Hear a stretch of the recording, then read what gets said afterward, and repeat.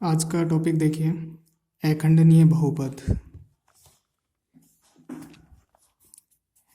इसका मतलब क्या होता है कि हम एक बहुपद को अखंडनीय क्यों कह रहे हैं।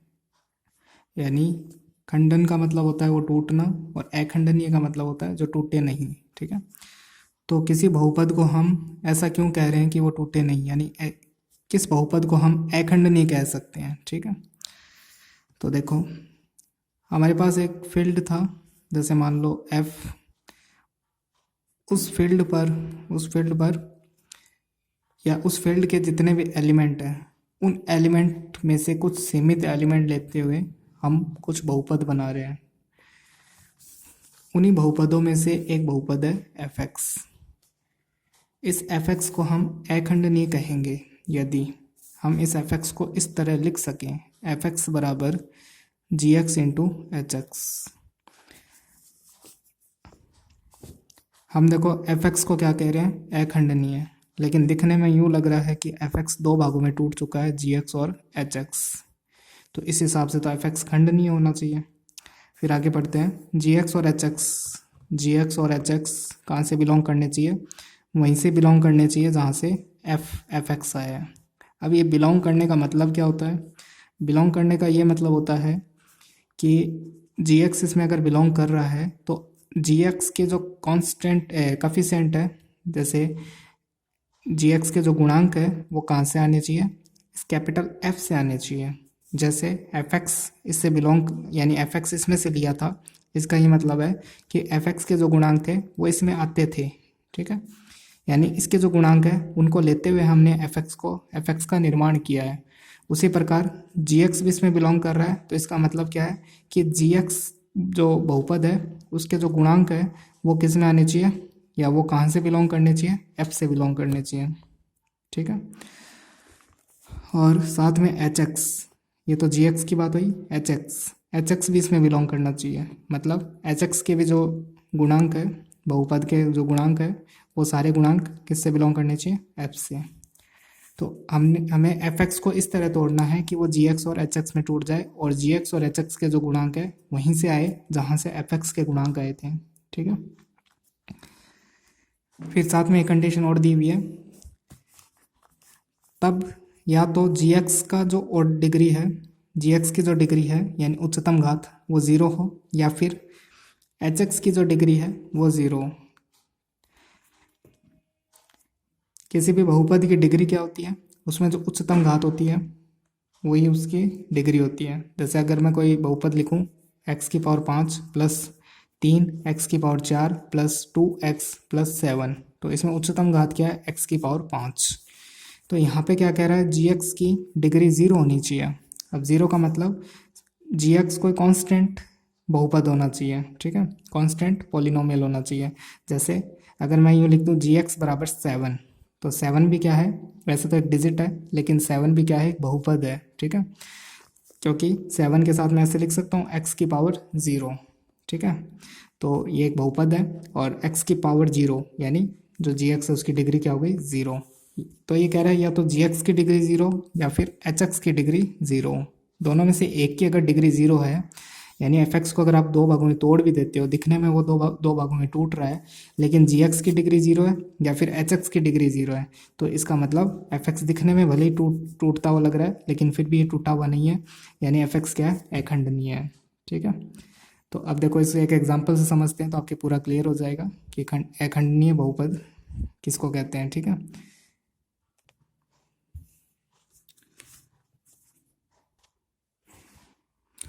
हाँ देखिए मैंने आपके सामने एक एग्जांपल लिखा है, 4x² प्लस 12, ये हमारा एफ एक्स है, और ये आर एक्स में अखंडनीय बहुपद है। ठीक है, तो पहले तो मैं आपको ये दिखाता हूँ कि क्या एफ एक्स आर एक्स में बिलोंग करता भी है या नहीं करता। ठीक है, तो बिलोंग करने का यहाँ पे क्या मतलब होता है कि जो भी आपको बहुपद दिया हुआ है उसके जो कॉफिशेंट्स है 4 और 12, 4 और 12 जो इसके गुणांक हैं, वो गुणांक कहाँ से आने चाहिए, इसमें से। ये आर यहाँ पर क्या है, रियल नंबर सेट है। तो देखो 4 और 12 दोनों ही क्या है, रियल नंबर। जब तक डिजिट के साथ आयोटा नहीं आ जाए वो रियल नंबर ही होता है। ठीक है, तो या फिर रूट के अंदर नेगेटिव का जैसा कोई एलिमेंट नहीं आ जाए तब तक वो रियल माना जाता है या रियल होता है। ठीक है, तो 4 और 12 क्या है, रियल है। तो इसके जो गुणांक इससे आर से आ रहे हैं, इसका मतलब एफ एक्स आर एक्स से बिलोंग करता है। 4 और 12 जो दोनों गुणांक है वो कहाँ से आ रहे हैं, आर से। तो इसका मतलब जो एफ एक्स है वो कहाँ से आ रहा है, आर एक्स से आ रहा है। आर एक्स क्या है, आर के सीमित अवयव को लेते हुए बहुपदों का, यानी कितने भी जितने बहुपद बना सकते हो उन सब का जो सेट है, बहुपदों का समुच्चय है, वो आर एक्स है। ठीक है, उनमें से ही एक एफ एक्स है, कोई एफ एक्स है। ठीक है, अब देखो ये अखंडनीय बहुपद बताना है अपन को। तो अभी मैंने आपको क्या कहा कि जो हमारा एफ एक्स है उसको अपन 2 भागों में तोड़ेंगे। तो देखो मैं इसको 2 भागों में ऐसे तोड़ सकता हूँ, मैं यहाँ से 4 कॉमन ले लूँ। ठीक है, 4 कॉमन ले लूँ। तो जब यहाँ से 4 कॉमन ले लेंगे तो हमारे पास ये रहेगा x² + 3। तो अब दिखने में ये तो जी एक्स हो गया, ठीक है, और ये एच एक्स हो गया। दिखने में हमें ऐसा लग रहा है कि एफ एक्स टूट चुका है 2 भागों में, लेकिन ये कह रहा है कि अगर या तो जी एक्स की डिग्री 0 या फिर एच एक्स की डिग्री 0, दोनों में से अगर एक की भी डिग्री 0 हुई तो एफ एक्स भले ही टूटा हुआ दिखे लेकिन फिर भी वो क्या होगा, अखंडनीय होगा। अब देखो यहाँ पे एच एक्स की डिग्री क्या है, यानी x की उच्चतम घात कितनी है, 2 है यहाँ पर।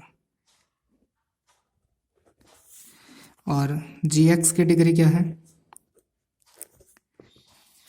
देखो 4 के साथ मैं ऐसे मान सकता हूँ x⁻0, तो यानी डिग्री कितनी है इसकी, 0 है।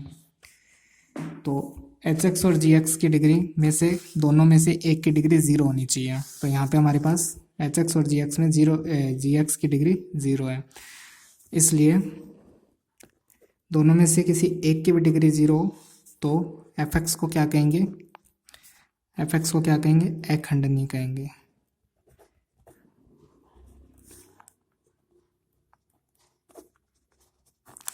ठीक है, अच्छा अगर इन दोनों में से किसी की भी डिग्री 0 नहीं होती तो हम क्या कहते हैं, इसको खंडनीय बहुपद कहते हैं। तब हम ये कहते हैं कि हाँ एफ एक्स रियल में टूट चुका है 2 भागों में। ठीक है, अब देखिए एक एग्जांपल,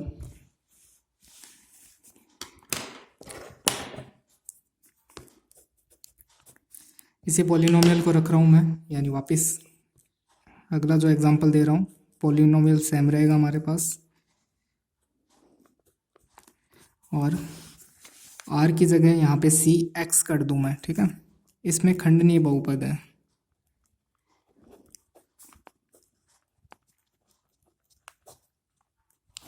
अच्छा एक चीज़ और देखिए, मैंने आपको ये कहा था कि जो जी एक्स और एच एक्स आप 2 भागों में इसको एफ को 2 भागों में तोड़ोगे तो ये जी एक्स और एच एक्स कहाँ से बिलोंग करने चाहिए, वापस एफ जो एफ एक्स है उससे बिलोंग करने चाहिए। तो देखो हमने जो जी एक्स और एच एक्स तोड़े थे तो क्या वो जो हमारा आर एक्स है उसमें बिलोंग करते हैं या नहीं करते, वो भी तो देखना है। ठीक है, यानी वही जी एक्स और एच एक्स तोड़ने जो आर एक्स में बिलोंग करते हो। ठीक है, तो देखो जी एक्स को हमने क्या लिखा, 4, यानी जी एक्स जो पॉलिनोमियल है उसमें गुणांक कितने हैं, जैसे एच एक्स पॉलिनोमियल में गुणांक कितने हैं, एक तो यहाँ पर 1 और यहाँ पर 3, यानी 2 गुणांक है। तो एच एक्स में जो गुणांक है 1 और 3 वो दोनों कहाँ से बिलोंग कर रहे हैं, रियल नंबर सेट से बिलोंग कर रहे हैं। इसका मतलब एच एक्स किस में बिलोंग कर रहे हैं, आर एक्स में बिलोंग कर रहा है। ठीक है, अब देखो जी एक्स के अंदर, जी एक्स में सिर्फ एक ही कोफिशिएंट है, वो है 4। तो ये कोफिशिएंट आर में बिलोंग कर रहा है क्या, बिल्कुल आर में बिलोंग कर रहा है, क्योंकि 4 भी रियल नंबर होता है। तो इसका मतलब जो जी एक्स है वो आर एक्स में बिलोंग करेगा। ठीक है, ये इसका मतलब होता है बिलोंग करने का, कि जो पॉलिनोमियल किसी आर एक्स में बिलोंग कर रहा है उसका ही मतलब है। आपको जो जैसे मैंने आप ऊपर बताया था वही चीज़ मैं यहाँ पे देख रहा हूँ। ठीक है, अब देखो अब हम वापस इसको तोड़ेंगे 2 भागों में, और सबसे पहले मैं आपको ये दिखा दूँ कि एफ एक्स सी एक्स में बिलोंग करता भी है या नहीं करता। तो देखो एफ एक्स के गुणांक क्या क्या है हमारे पास, 4 और 12। ये 4 और 12 गुणांक किस में बिलोंग करने चाहिए, सी में। सी क्या है, कॉम्प्लेक्स नंबर सेट, समिश्र संख्याओं का समुच्चय। तो बताइए 4 और 12 समिश्र संख्या है क्या, बिल्कुल इनको हम समिश्र संख्या की तरह लिख सकते हैं। देखो मैं अगर 4 के साथ ऐसे लिख दूँ 4 + 0 आयोटा तो रहेगा तो 4 ही, और 12 को भी मैं ऐसे लिख दूँ 12 + 0 आयोटा तो रहेगा तो 12 ही। लेकिन ये किस में बिलोंग करने लग जाएगा, सी में बिलोंग करने लग जाएगा, कॉम्प्लेक्स नंबर सेट में। तो जब इसके जो गुणांक है वो इस सी में बिलोंग करें तो ये एफ एक्स किस में बिलोंग करेगा, कॉम्प्लेक्स नंबर के सी एक्स में बिलोंग करेगा। ठीक है, अब हम एफ एक्स को 2 भागों में तोड़ेंगे। एफ एक्स को मैं 2 भागों में तोड़ूंगा। ठीक है, तो देखो दोनों भाग किस तरह होंगे। देखो चलो 4 को तो मैंने कॉमन ले लिया। ठीक है, फिर पीछे क्या रहा, x² + 3। x² + 3 को देखो मैं क्या लिख सकता हूँ, x + √3 आयोटा, x - √3 आयोटा। ठीक है, जब आप इसको गुणा करोगे तो देखो x² यानी a + b a - b, तो a² - b², तो a² मतलब x², फिर माइनस b का स्क्वायर, तो रूट का 3 तो 3 बन जाएगा, और आयोटा स्क्वायर होगा, वो जो माइनस था उसको प्लस कर देगा तो प्लस का 3 आ जाएगा। ठीक है, तो 4 तो चलो कांस्टेंट है, या 4 को चलो इनमें किसी एक के साथ अपन मल्टीप्लाई कर लेते हैं, जैसे 4x, ताकि आपको ये नहीं लगे कि हमारे पास तीन बहुपद आ गए। तो 4 को मैं इससे मल्टीप्लाई कर देता हूँ, तो ये तो हमारा gx हो गया, और ये हमारा hx हो गया। इसको चलो यहाँ लिख देता हूँ। अब देखो gx और hx आ गए, तो पहले तो ये देखना है कि gx और hx जो cx है उसमें बिलोंग करते भी है या नहीं करते।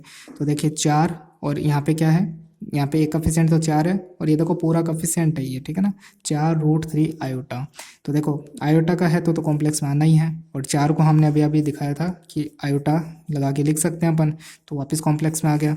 फिर यहाँ देखो यहाँ पे 1 है, 1 को भी मैं क्या लिख सकता हूँ, 1 + 0 आयोटा, तो कॉम्प्लेक्स में आ जाएगा, और ये भी क्या है, कॉम्प्लेक्स में आ गया। ठीक है, तो सारे जो गुणांक है वो कॉम्प्लेक्स में आ रहे हैं, तो gx भी cx से बिलोंग करता है, और hx भी cx से बिलोंग करता है।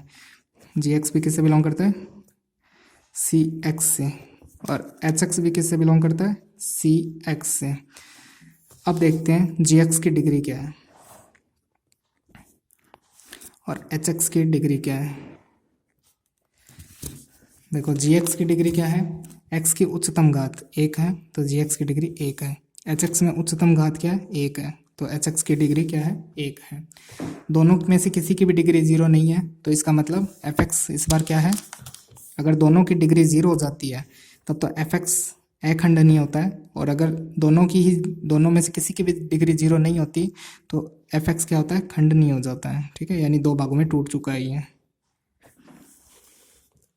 ठीक है, तो आपको शायद पूरा समझ में आ गया होगा अखंडनीय कब होता है और खंडनीय कब होता है। अब एक सवाल ये उठता है कि जैसे हमने fx को यहाँ पे तोड़ा उसी प्रकार हम यहाँ पे तोड़ देते, तो हमारे पास है ना gx की डिग्री 1 हो जाती और hx की भी डिग्री 1 हो जाती, और हम यहाँ पर fx को खंडनीय बता देते। तो ये ऐसा क्यों नहीं किया गया, उसका कारण सुन लो। तो देखो अगर मान लो इस प्रकार मैं यहाँ पे तोड़ देता, ठीक है, यहाँ पे तोड़ देता, तो मेरे पास gx और hx मिल जाता, तो वो gx और hx किस में बिलोंग करना चाहिए, rx में भी बिलोंग करना चाहिए। ठीक है, यानी हमारे इस सवाल में देखो rx था, तो वो gx और hx किस में बिलोंग करनी चाहिए, rx में। तो देखो मान लो ये हमारा gx होता उस समय, तो ये जो 4√3 आयोटा ये जो गुणांक है यहाँ पे होता, इसके साथ होता, और वो गुणांक इसमें rx में बिलोंग नहीं करता, और बिलोंग नहीं करता तो हम कंडीशन ये है कि ऐसे gx और hx तोड़ने हैं जो आपके जो मेन ये rx है ना उसमें बिलोंग करने चाहिए। ठीक है, तो इसलिए इस कंडीशन की वजह से हमने gx और hx को इस टाइप से नहीं तोड़ा। ठीक है, तो हमारे पास ये एक ही तरीका था इसको तोड़ने का, तो जैसा हमने तोड़ा और तोड़ने पे हमें पता चला कि gx की तो डिग्री 0 है, तो इसलिए हम इसे क्या कहेंगे, अखंडनीय है। और यहाँ हम इसको √3 आयोटा इस टाइप से तोड़ सकते हैं। क्यों, क्योंकि इसके जो गुणांक है वो जो हमारा cx है, क्योंकि पिछली बार में rx दिया हुआ था और इस बार cx है, तो इसमें बिलोंग करते हैं c में, तो इसलिए हम इसको ऐसा तोड़ सकते हैं। ठीक है, तो तोड़ने के बाद हमें पता चला कि इसकी डिग्री तो किसी की भी डिग्री 0 नहीं है, तो 0 नहीं है, तो इसका मतलब ये फलन क्या हो जाएगा, खंडनीय हो जाएगा। ठीक है, बाकी नेक्स्ट क्लास में देखते हैं।